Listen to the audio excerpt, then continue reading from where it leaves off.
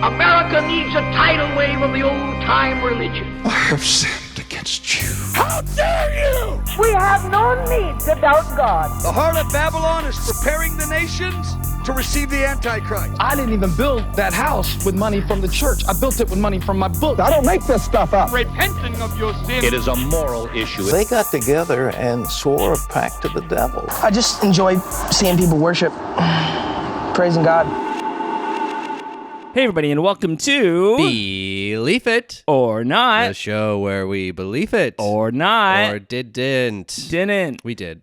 Hey, we're both wearing black t-shirts. Oh wow! Well, I heard it was going to be a sad day. Yeah, not a glad day. So yeah, we're in mourning. But a quick update before we go. I finally brought a mic stand. Yes. But I still don't have headphones. So we're one step closer. Halfway there. You know what I'm going to do is I'm going to order a headphone splitter and some headphones later today.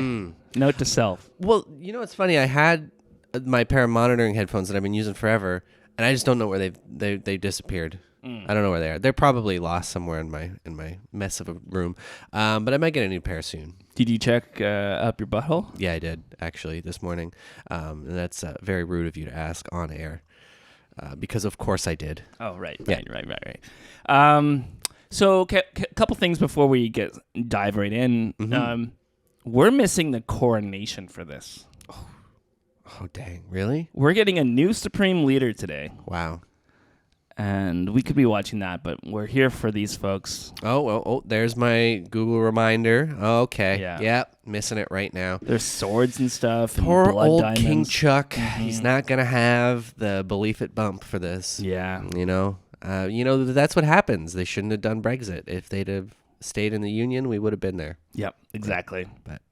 But didn't you learn anything from Pastor Phil Bower that the EU is the new Roman Empire, and it's revealed in Revelations, and when they did it, they said they felt like they were Romans, and then also they built an iron molecule. What? I'm so fucking confused right now. The EU. So the EU is the new Roman Empire? Yeah. Why? Because when they signed the treaty in Rome, okay, they said they feel like Romans. Right. And the Bible says that there'll be they said that the Roman Empire will rise, and then there's the EU. That doesn't make any fucking sense. Wouldn't you be more likely to consider like the British the new Roman Empire because they were a giant empire? Yeah, you'd think. Or and I'm sure somebody has said that. Even America, would be more apt. I feel like in line with what the Roman Empire actually was, rather than a collection of states working together for economic benefits. Yeah. I don't know. But speaking of sad things, though, have you heard what's going on in Kenya? I actually haven't, and you did kind of preface me a little bit that it was going to be sad and mention that, and I'm like, okay, well, this isn't going to be fun. Yeah. But I haven't actually really heard much about this. Okay. So, yeah, it's one of those things. A couple people sent me some messages about it. I also caught it on the wire, not the Daily Wire, just, Yeah. I was scrolling through religious news. It's sad stuff. It's all new. So today's episode is going to be about that. It might be a shorter one, but I wanted to cover it. I didn't want to ignore it. I wanted to talk about it. It's awful, awful stuff.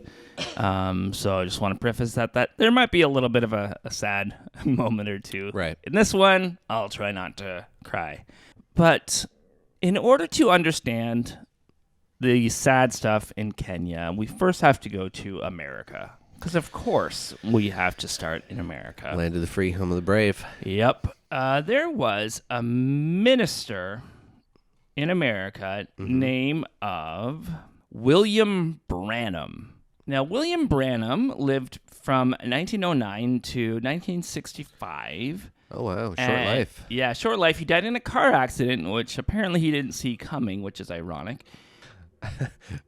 Was he one of those like prophets who claimed he could see the future? Yep. Okay. So he said an angel visited him and told him that the world was ending soon.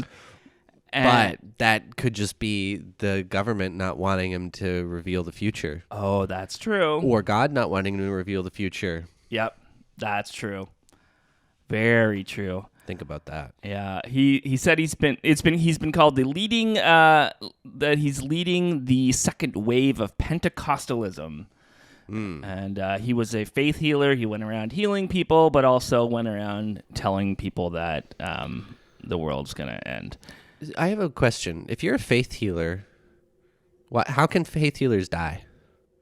Shouldn't they just be able to heal themselves? I love it too when you see a faith healer like wearing glasses. Yeah. And you're like, couldn't you have just healed yourself? Yeah. Of the blindness that you have? There was a guy, I'm going to get a guest on here who worked for him, but there's a guy named Billy Burke that we used to go see, and he was a faith healer, and he used to wear glasses, and then he stopped, and in one of I think it was Billy Burke that did this, said that God healed him. He probably just got contacts. Yeah. Or LASIK. Yeah. Well, but my thing is, like, if you are a faith healer, you can make the excuse of, like, well, I can't heal myself, but shouldn't you know other faith healers? Yeah, who exactly. You can legitimize and they can heal you? Like, wouldn't you just be, like, in a big healing circle? Yeah. You would think, You right? would think, yeah. I don't know. That seems like a bit Can you cover this?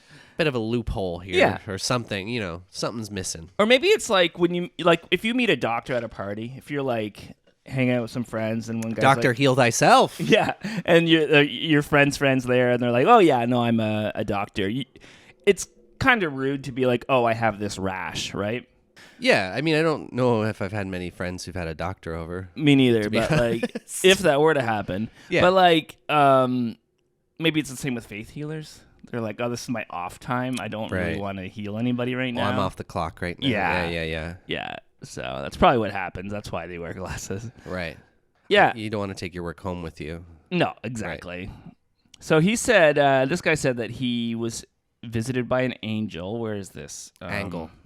He had angelic visitations on May 7th, 1946, commissioning his worldwide mission and launching his campaigning career in 1946.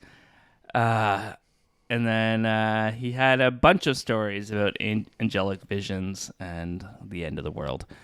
And he has inspired a few notable people, including Jim Jones. Oh, wow. Okay. Paul Schaefer. Not from I was going to say to play keyboard? Yeah. And who was a child evangelist. I think we've talked about this before. I do remember this. Yeah. / child assaulter. Like he was an assaulter who was a child, or he assaulted other children after he wasn't a child? Yeah, no longer a child. Right. Okay. Do bad things to kids. Wow. And he also inspired this guy, a guy named Paul Mackenzie. I think he goes by Mackenzie, but a lot of times in the news they're calling him Paul Mackenzie because it's easier to pronounce for us lazy white people. But so we may call him Paul Mackenzie or Mackenzie. He started a church. Paul Mackenzie started a church called the Good News International Ministry, now known as the Malindi Cult in Kenya.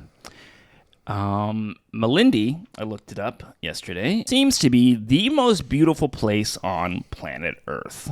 Oh, yeah. In Kenya? In Kenya, yeah. He was a cab driver in Nairobi, and then he felt the call of God to start the ministry. And I was watching an interview with another cab driver who was in his church for a while, and he said that he's always talked about religion. He's always been a very, just passionate about it and talking about it, and especially talking about the end times, the end of the world.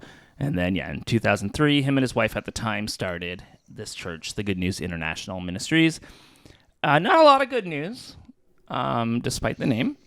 Yeah, can you really be a doomsday church and call yourself the Good News? No, I don't think so. I guess if you're a doomsday believer, you think that's good news, though, don't you? So I guess it's just the perspective. Yeah, it's like a good news, bad news situation. Like bad news is the world's going to end. Good news is we're saved and we're going to be fine. I mean, that seems to be the issue, right? Is that so many of these people want the end times to happen, right? Yeah, exactly. And that's the thing too. And like what I said in my most recent video is like, it's never the good guys in movies who want the world to end, but in Christianity, they think it's perfectly fine. So he railed against the evils of the American world and the evils of the United States and the United Nations and of course, the Catholic Church. So that he said they were all tools of Satan. May I just like do a quick little pause here? Yeah. Sorry. Back to just like wanting the end of times. Yeah. Why are they trying to rush it so much? I don't know. What's the obsession with having it occur? I don't know. Like, it feels suicidal. Like, Yeah. because if you believe that heaven is for eternity, Yeah. and like an infinite amount of time you're going to spend in heaven, you're not gonna care if you're going to spend 80 years on this planet. Like 80 years Yeah. compared to infinity, what is that? That's nothing. Well, I mean, that's my issue for most things. It's just like why would you care what happens here? Yeah. I mean, I guess that is kind of the point. They don't care what's here, and that's why they want everyone to die or whatever. Yeah. And they're going to do whatever they want. But my thing is, so until the end times, are people like in a weird limbo until then? Is that kind of what they believe, or do you go to heaven and then they're just waiting for the end times for what? What's the end goal for that? Like, I know some people do believe you're kind of like you're not going to heaven until Jesus returns. Yeah, because I've heard that side of it. But you're not. It's not like you're sitting in a waiting room. Like, you have no memory of that time. That's so the thing I for don't you, get, it'll feel right? like you die and then you're immediately there. That's what I mean. Like, why would you try and rush this thing to happen that, is really going to have no time difference for you once you're in this eternity, right? Yeah, exactly. It's all, and the thing is too, like, they're all the people who are like, be fruitful, multiply. So they're trying to create new people constantly, but they're also excited for there to not be any new people. So Like, which is it then? Yeah. Right. Yeah. Exactly. It's definitely a mixed messaging kind of thing. I don't really understand it. It seems very bizarre to me that the whole goal is that you want everyone in the world to die, but then you also want to control everyone who's here. Yeah. Like, what do you want? Yeah, exactly. Like, do you want to have a good afterlife? Then stop being an asshole in this life for the people who don't want your afterlife. Yeah, exactly. Like, one of the things, I didn't include the clip in the video, but I was watching this video from these pastors talking about the end times, and they went on this rant about woke culture. And the pastor was like, if your church is more concerned about what happens on this earth than they are about what happens in the next life, then you need to leave that church. And it's like, well, then what's the point of you? Yeah, that's what I don't Yeah. understand, and I think that's what so much of my like confusion with a lot of this stuff is too. This obsession with like kind of ignoring, and that's I've always had that issue too of just like, well, if there is like a just divine being, wouldn't they rather you be a good person Yeah. than being a total fucking dick? Yeah. But just saying like, oh, but I believe in you. Yeah. Right? Like it seems like such a bizarre backwards kind of thing from an insecure deity. Yeah, exactly. Yeah, I mean, one of the most insecure deities on the in history. Yeah. Like, I'm jealous of other gods. I want you to worship me constantly. Yep. But I mean, that all it comes down to is it's because it's not actually a god trying to control anything. It's people trying to consolidate power and get people to follow their batshit ideals. Yeah, exactly. Like this guy who said, so Paul Mackenzie said that education is evil. Right. Okay. Wigs are evil. Wigs. Yeah. And wearing wigs is evil. And let's see here. Did he say this in the same sentence? Like, is this his elevator pitch for this thing? I think so. Education's bad. Wigs are bad. Yeah. He said that he was against demonic practices like wearing wigs, using mobile money, so like e-transfers and any sort of digital version currency, of money. right. And he spoke about how United States was evil and Right. He was really against education, like any form of, not just post-secondary education, but like from childhood. Right. Yeah, because time and again we've seen that when people are better educated, they live better lives, right? So we just want to make sure everyone lives a horrible, terrible life and then all die, right? Yeah, exactly. Like, I don't know how many studies of it we've seen, like there's like huge campaigns about educating young girls and women, right? Yeah. And just how much that improves the quality of life of everybody in those communities. But again, it's about oppression, it's about controlling people, and it's about It's just gross. It's Yeah. gross because all it is about keeping people under control. Exactly. And like the exploiting. Jehovah's Witnesses are against post-secondary education, a lot of them anyway, because then they'll start thinking for themselves. that's the real reason. But like what they say is that it's the world's going to end soon anyway. So what are you doing going out there and getting an education where you could be right now making a difference in the world, like and saving people before the return of Christ, and like Saving them from what? That's what yeah. What are you doing? Oh, all you're doing is keeping people stupid so you can exploit them. That's not saving anybody. Yeah, exactly. You're making their lives worse and everyone else's lives around them worse. Yeah. It's fucked. Yeah, exactly. And so he was arrested in 2017. And the 93 children were rescued by government. So they were at their homes, sorry. But Oh, okay. he convinced them to, let's see here. He denied any medical care. So he's against medical care at all. Any medicine is bad. And so he told the parents not to give their kids any medicine, and a number of children died as a result. So all the kids were taken from... It's like the if Jehovah's you were Witness thing about deny. Yeah. Good. Fuck these people. Yeah. So and then he was arrested, and then he left Malindi in 2019 after he was arrested again for the same stuff, and he went to Shakahola, Shakahola, I think. Forest, and which is where the current stuff happened. The mass starvation thing. Yeah. Okay. I had seen a headline about this, but I didn't read about it. Yeah, and he told a lot of news agencies that God told him to just retire and quit, but that's not at all what was happening. What was happening were people were selling their property and just going to visit him in the forest. So they'd sell their stuff, all their property, give him all that money to support the ministry. Right. And then they would Were they e-transferring it to him, or were they? They must have done cash, because otherwise they would have been sinning. Yeah, but that's what I'm saying. Is it's sin for thee, but not for me, right? Exactly. In March of this year, he was arrested and then released on a $100,000 bond. Yeah, and that was for encouraging people to not eat. So his reasoning for telling people not to eat was because Christ was returning on April 15th of 2023. Oh, the day after my birthday. Yeah. And tax day in America. And but he said that if you want a guaranteed spot in heaven, if you starve yourself and if you die of starvation before the 15th, then you would get into heaven for sure. But why? I'm not sure. And fasting is a big thing within Christianity, but it's usually just for a couple days. I mean, it's a thing in a lot of religious things for some stupid reason. Well, because you hallucinate when you fast. So it's fucking dumb. Yeah. But then a lot of people have been missing, so they're like, what's going on here? Yeah. And so, but he was released on bond, and then the police went and searched the area, and they originally found 15 people who were starving there, and they got them medical attention, they got them food, and a few of them died after, but some of them were saved.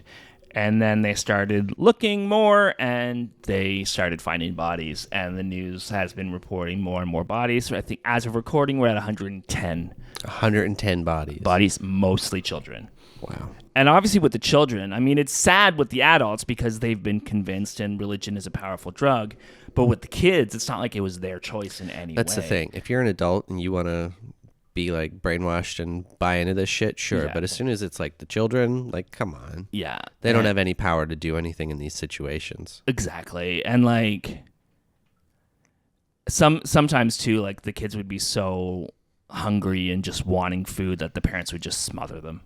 Because apparently that was allowed too. So the parents would just suffocate them so that they would die quicker.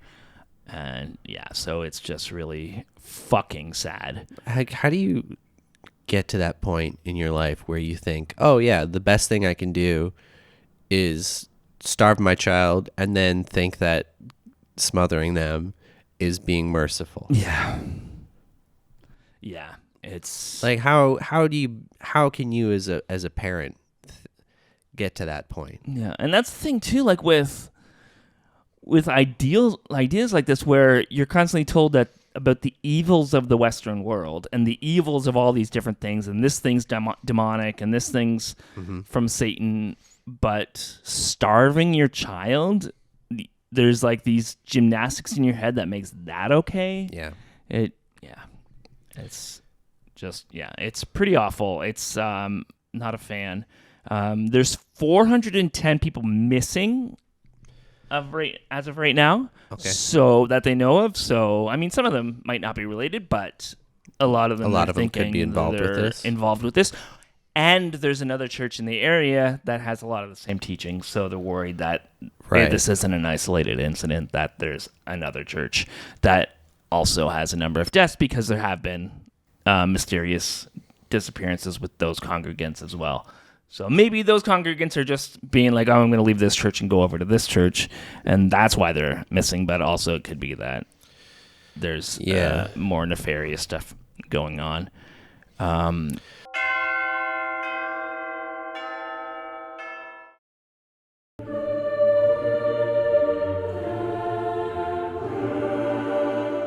So what is the state of the main guy? What's his face? So right now, Paul Mackenzie is in jail. He is in jail. Not on bond. So I think they've had to force feed him. He won't eat. Yeah, so he's trying to starve himself in jail, but they're keeping him alive. And there's also 16 other people in jail with him, other church leaders, other people who are like trying to make this happen. They have different laws, definitely, like, than we do here, and definitely in America, about like freedom of speech isn't as free necessarily. Like, you can't just go up. Like here, if a preacher is preaching, there's not a lot that the government can do about it. But there, it's like if they're preaching dangerous things, you can get charged for that. So, which is good. Right. I mean, there's a line here, but it's hard to get to that line. I mean, in Canada, we don't have free speech. No, we have freedom of expression. Yeah. Yes, there are limitations to it, especially when it veers into like hate speech and things like that. So, but yeah. Okay. But so he's for that, like, and also just there's 110 people dead. So yeah, I figured there's a difference between saying something bad and then saying something bad that results in at least 112 people dying are two very different things. Exactly. And 103 people were taken out alive in different states, and they're a lot of them still support him. They're like, no, he's right. But like April 15th has come and gone. It's May 6th as of recording. It's May 7th as of the release of this, and another missed opportunity for Christ to come back. But yeah, I guess that's... I wonder how many times Christ was supposed to come back and he hasn't now. I wonder what the tally is over the last 2,000 years. Oh, it's got to be high. Yeah, at least 2,000 times.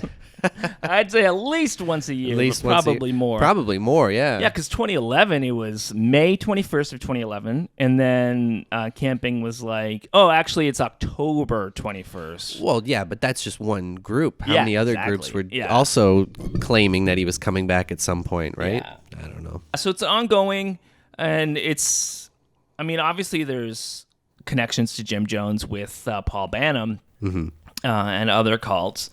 And that guy, I mean, if there was a hell, which I don't believe in, but like if you're like a bad guy and you're like just sitting like, oh, I'm still causing deaths. Like it's been how many years since my death and I'm still causing mass deaths? Like, oh man, but he got away with it. He's died. So. Oh, he did die. No. William Branham or whatever. Right. Okay. But yeah, the other guy's still trying. Paul's in jail.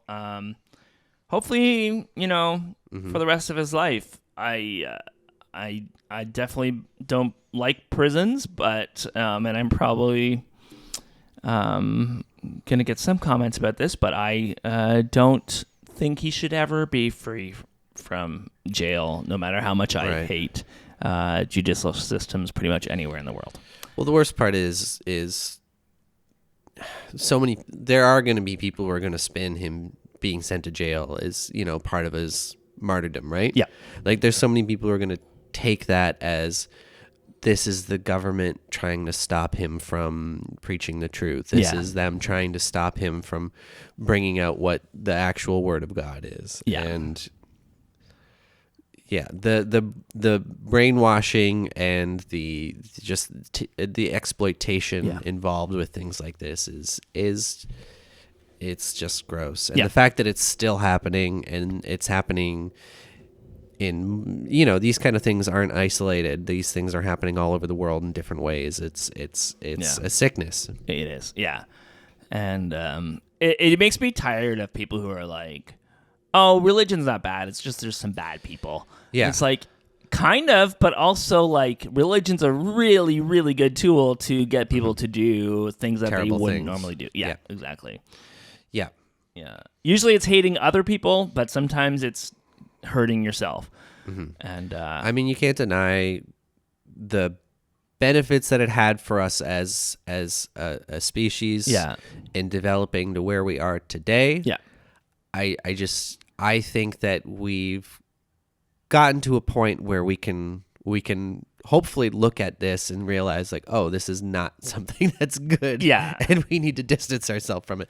But I mean, it's not going to happen. It's just not the reality of our world. But well, it's like Patton Oswalt's Sky Cake. Have you heard that bit? Yeah. Years ago. It's been a while. Basically, the idea is like, there's a scrawny, nerdy guy who was in a tribe, and everybody's like beating him up. And finally, he's like, no, if you're nice to people, then when you die, you get Sky Cake. And then the story goes on, and then eventually someone's like, and when you die, you get Sky Pie. And he's like, no, it's Sky Cake. And then they start a war. And it's like, it started out as like, yeah. I don't want to get beat up, so I'm going to say don't do it so you get Sky Cake, and now we're fighting over desserts, and the dessert wars have been going on for thousands of years, and And, I think one of the big problems is again, like this guy trying to preach not educating people. And that's, unfortunately, it seems to be a big problem with a lot of these religious groups, is that they are so anti-education. Yeah. They're always just like, they don't want you to actually do your research. Nope. They don't want you to learn stuff. They don't want women, and they don't want children to be educated. They want to keep people stupid. They want to keep them complacent, and they want them to only listen to them and think that they are the only authority in what is true and what is right. And it's crazy to me that we can live in such a high-tech, advanced society and still have such a widespread, a prevalence of this, right? And it's a key element of fascism too. Like, and if you look at the states, like, or not just the states, if you just look at evangelical Christians right now, anywhere, there's a big fear of higher education. They haven't outright said don't go to college. Just some have, but a lot of them are saying, like, make sure your kids are prepared for college and make sure that they have the proper apologetics to fight with their professors, because that's the whole goal of schools. They're going to try to get you to not believe in God anymore. It's like, no, they're just trying to get you to think for yourself, and sometimes that results in you walking away from a religion that you were raised with. Right. Then that's the other thing too. It seems to be that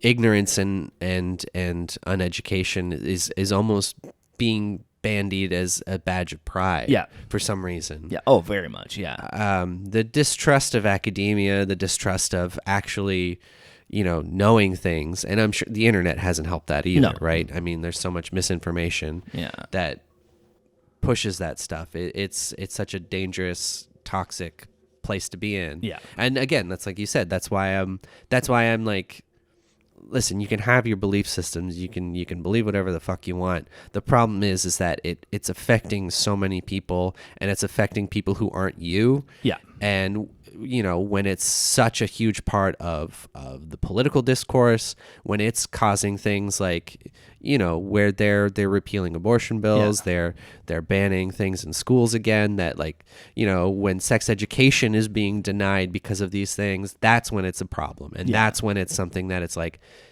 this isn't just like you having a belief in your sky daddy. This is, you are affecting people's lives. People are dying. People are getting injured. And people's quality of life is going down because you think that you were right with your made up beliefs. That's exactly right. The process is so fucking corrupt now. There's so much lobbying money and people's hands in other people's pockets, and it's so disgusting. It's the same in Canada. It's the same anywhere. Yeah. And it's so disheartening as an individual to feel like there's almost nothing you can do. Yeah. And then to hear more shit like that where you're just punishing people for being who they are. Yeah.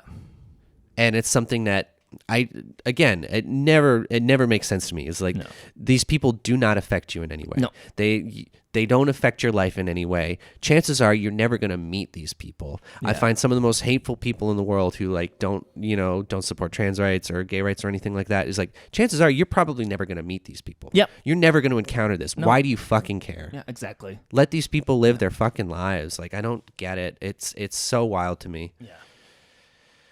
Yeah. You know what else is wild? What? People donate money to us. And I think we should thank them. Yeah, I think so too. Hey, it's Trevor here in the editing booth. And I just wanted to say we're going to transition into the Patreon thank yous. And then we just kept talking. So I decided to keep it in so that it may look like we're not talking to you because we were just kind of talking to ourselves here. But I just felt like it was good to keep in. So here you go. Oh, God. I'm mad. I'm hungry, too, and I'm over-caffeinated. Yeah. Oh, boy. It's fucking... And that's the thing, too. Like, part of that law... This isn't the right one. Part of that law is that they can go right in and kidnap kids if their parents are giving them trans, like, health care. Like, even just, like... Yeah. Yeah, it's... Yeah. My issue with that too is the other thing is just giving them gender affirming care and things like that. I mean, you can argue that there's still not a lot of studies to be done with it. We don't know the long-term effects of it. Whatever. The thing is that this is such a minuscule issue. Yeah. Like the amount of people who this actually affects is such a small percentage. Yeah. And the fact that this is such a big issue for them is so crazy to me. Oh yeah, no, it's always like it's that othering thing where like they had to pick Totally. an enemy, and like Totally. with gender affirming care, like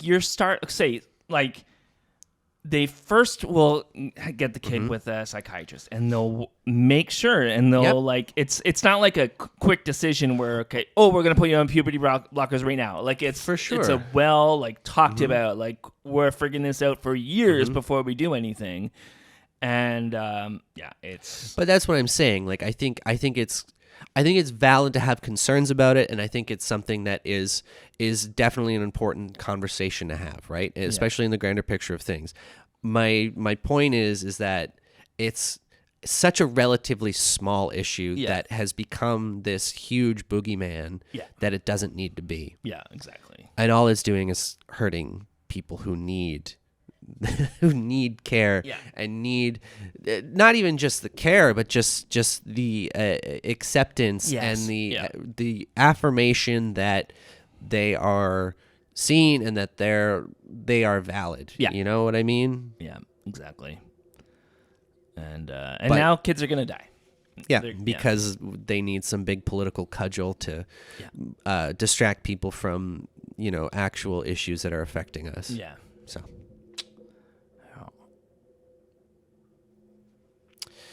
Let's thank some patrons. Oh my God! Wow! Thank you so much. Oh, thank you! Oh, thank you! Thank you so much.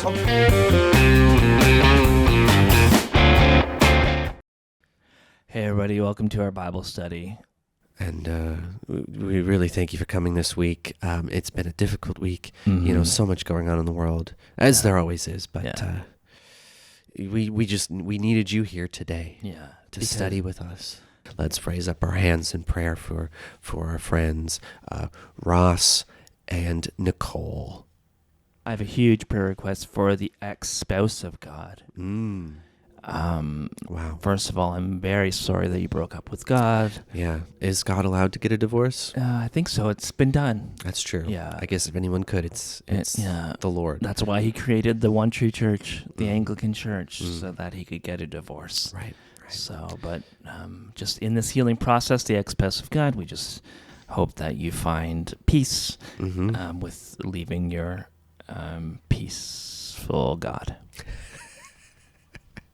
And I have a special prayer request today for our friend Ron. And Ron was actually emailing me.